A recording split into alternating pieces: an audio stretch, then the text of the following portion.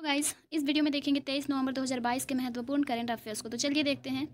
हाल ही में किस बैंक ने सौर परियोजनाओं के वित्त पोषण के लिए जर्मन विकास बैंक के एफडब्ल्यू के साथ 150 मिलियन यूरो यानी कि 1240 करोड़ के ऋण के समझौते पर हस्ताक्षर किए हैं। तो ये है state bank of India. State bank of India ने सौर परियोजनाओं के वित्त पोषण के लिए जर्मन विकास बैंक के एफडब्ल्यू के साथ 150 मिलियन यूरो के ऋण समझौते पर हस्ताक्षर किए हैं। भारत जर्मनी और साझेदारी के तहत दीर्घकालीन ऋण सौर क्षेत्र में नई और आगामी क्षमताओं की सुविधा प्रदान करेगा। भारत के साथ और साझेदारी के हिस्से के रूप में यह KfW से SBI का दूसरा ऋण है और समान राशि का एक और ऋण पहले ही दिया जा चुका है। हाल ही में वाराणसी में महीने भर चलने वाले कार्यक्रम काशी तमिल संगमम का उद्घाटन किसने किया है? तो दोस्तों इसका उद्घाटन नरेंद्र मोदी ने किया है। प्रधानमंत्री श्री नरेंद्र मोदी 19 नवंबर को वाराणसी में एक महीने तक चलने वाली काशी तमिल संगमम का उद्घाटन किया। यह आज़ादी का अमृत महोत्सव के एक भाग के रूप में आयोजित किया जा रहा है। नेक्स्ट क्वेश्चन है, निम्नलिखित में से कौन सा मंत्रालय 19 और 20 नवंबर 2022 को इंडिया गेट पर सांस्कृतिक कार्यक्रम आयोजित किया है? तो दोस्तों इसका आंसर हो जाएगा ऑप्शन नंबर सी, सांस्कृतिक मंत्रालय। भारत सरकार के सांस्कृतिक मंत्रालय की संगीत नाटक अकादमी 19 व 20 नवंबर को इंडिया गेट पर विभिन्न कार्यक्रमों का आयोजन किया। ओडिशा नृत्य और कथक नृत्य के साथ साथ चेंडा मेलम, कठपुतली शो, मणिपुरी नृत्य का भी आयोजन किया गया।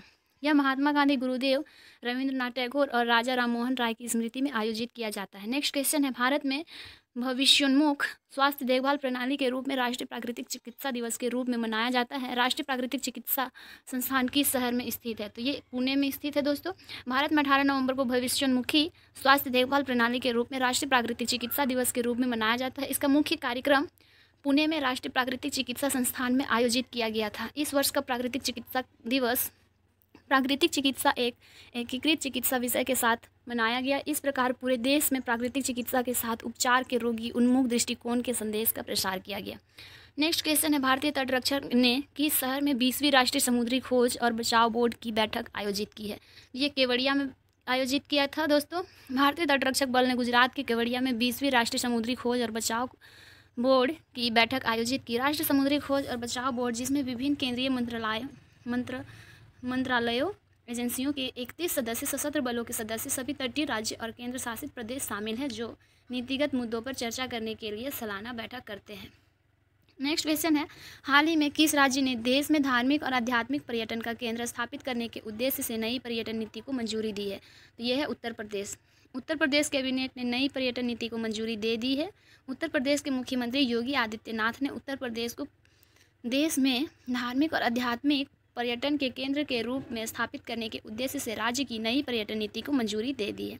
नेक्स्ट क्वेश्चन है, प्रधानमंत्री नरेंद्र मोदी ने किस राज्य में डोनी पोलो हवाई अड्डे का उद्घाटन किया है? तो ये अरुणाचल प्रदेश में किया है। दोस्तों डोनी पोलो हवाई अड्डे का उद्घाटन अरुणाचल प्रदेश में प्रधानमंत्री नरेंद्र मोदी ने 19 नवंबर 2022 को अरुणाचल प्रदेश के ईटानगर में डोनी पोलो हवाई अड्डे का उद्घाटन किया। यह राज्य का पहला ग्रीनफील्ड हवाई अड्डा है। यह सभी मौसमों में संचालन सुनिश्चित करने के लिए अति आधुनिक सुविधाओं से लैस है। हवाई अड्डे का नाम डोनी और पोलो यानी सूर्य और चंद्रमा के नाम पर दिया गया है। नेक्स्ट क्वेश्चन है, हाल ही में किस राज्य सरकार ने 3 ट्रांसजेंडरों को सरकारी स्कूलों में शिक्षक के रूप में चुना है? तो ये कर्नाटक में चुना गया है। दोस्तों कर्नाटक राज्य में 3 ट्रांसजेंडरों को सरकारी स्कूल में शिक्षक के रूप में चुना गया है। कर्नाटक ने सरकारी स्कूलों में 3 ट्रांसजेंडरों को शिक्षक के रूप में चुनकर इतिहास रच दिया है। सुरेश बाबू, रवि कुमार वाई और अश्वत्थामा सरकारी स्कूलों में शिक्षक बनने वाले पहले ट्रांसजेंडर बन गए हैं। सुरेश बाबू अंग्रेजी पढ़ाएंगे, जबकि रवि कुमार YR और अश्वत्थामा सामाजिक विज्ञान पढ़ाने के लिए हैं। सरकार ने 15,000 पदों में से 1% 150 पद ट्रांसजेंडरों के लिए आरक्षित किए थे। नेक्स्ट क्वेश्चन है, तेलंगाना सरकार द्वारा 18 जनवरी 2023 से पूरे राज्य में कौन सी योजनाएं फिर से शुरू की जाएगी?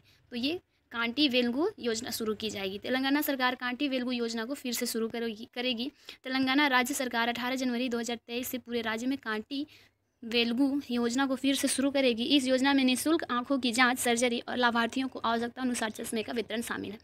नेक्स्ट क्वेश्चन है दोस्तों, हाल ही में कौन सी राज्य सरकार एक नई नीति लेकर आई है जो निजी भूमि मालिकों को प्राकृतिक संसाधनों का दोहन करने के लिए लाइसेंस प्राप्त करने की अनुमति देती है?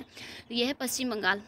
पश्चिम बंगाल सरकार एक नई नीति लेकर आई है जिसके तहत निजी भूमि मालिकों को प्राकृतिक संसाधनों के दोहन के लिए लाइसेंस प्राप्त करने की अनुमति मिलती है। नई नीति का उद्देश्य मामूली खनिजों के खनन के लिए भूमि अधिग्रहण की बाधाओं को दूर करना और राज्य में अवैध उत्खनन का अंकुश लगाना है।